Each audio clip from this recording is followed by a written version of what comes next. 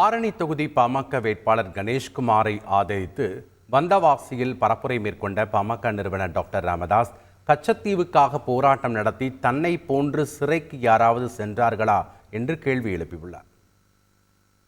இப்ப கச்சத்தீவு பிரச்சனை வந்துருது. இப்ப எல்லாம் பேசுறாங்க இந்த கச்சத்தீவு மீட்கணும் அப்படின்னு சொல்லி ராமேஸ்வரத்துல நான் படகுல ஏறி படகுல உட்காந்துட்டேன் கச்சத்தீவுக்கு போறதுக்கு. அப்போ என்ன போலீஸ் அரெஸ்ட் பண்ணி கொண்டு வந்து மதுரை ஜெயிலில் தள்ளுறாங்க.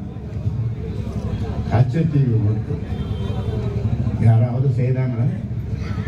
எந்த கட்சியாவது செய்ததா? அந்த கச்சத்தீவை தாரை வார்த்து உங்களுக்கு தெரியும் கொடுத்தது யார் சொல்லுங்க? இந்திரா காந்தி அம்மா. இந்த தமிழ்நாட்டு மக்கள் ஒற்றுமையாக ஒன்றாக